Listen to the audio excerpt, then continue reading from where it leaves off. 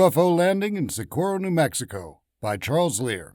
Socorro, New Mexico, April 24, 1964, 5:45 p.m. Sergeant Lonnie Zamora of the Socorro Police is chasing a speeder on Highway 85. He hears a roar from the direction of a nearby arroyo, and because he knows the mayor's dynamite shack is in that area, he breaks off and goes to investigate. He drives up a hill on the side of the arroyo, and to his left, about 800 feet away, he sees what he thinks is a white car standing on end. He also sees two figures, either big children or small adults, dressed in white coveralls. Thinking there's been an accident, he calls in and goes to help. He pulls up, gets out of the car, and drops the mic. He goes to put the mic back in its holder, and he hears another roar. He then sees a large white oval on its side rise up out of the arroyo with a flame coming out the bottom. It's got a red insignia, a crescent with an arrow underneath. Thinking it might explode, he turns to run behind the car. He bangs his leg on the car and drops his glasses. He crouches behind the car and shields his face.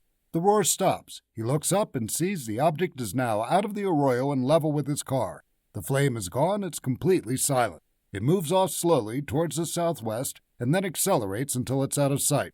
Zamora calls headquarters and talks to operator Nep Lopez. He asks if he can see anything out his window, which he doesn't, and gives his location. Sergeant Sam Chavez of the New Mexico State Police is listening, and he gets to the site within 3 minutes. They go down to investigate and see 4 rectangular impressions and charred bushes. The case makes national news the next day. It's investigated by an F.B.I. agent in an unofficial capacity, state and local police, and local military personnel, one of whom is asked to give a report over the phone to the Joint Chiefs of Staff sitting in the War Room at the Pentagon. The case is also investigated by 2 Air Force officers and 2 private organizations, the Aerial Phenomena Research Organization, APRO, and the National Investigations Committee on Aerial Phenomena, NICAP. On the 28th, J. Allen Hynek is sent in, who is a scientific consultant for the Air Force's UFO investigation, Project Blue Book. On a side note, the Air Force car bringing Hynek down from Albuquerque got a flat, and he ended up hitchhiking the rest of the way. Now, Hynek had been a skeptic prior to this during his almost 20 years of involvement with Project Blue Book. Many people think that this is a case that turned him around, and while he might not have believed we were dealing with visitors from outer space, he thought there was definitely something strange going on. Hynek returned to Socorro twice.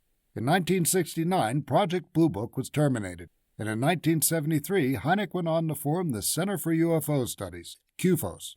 This case remains a mystery to this very day, and consistently ranks as one of the top 10 classics in the world of ufology.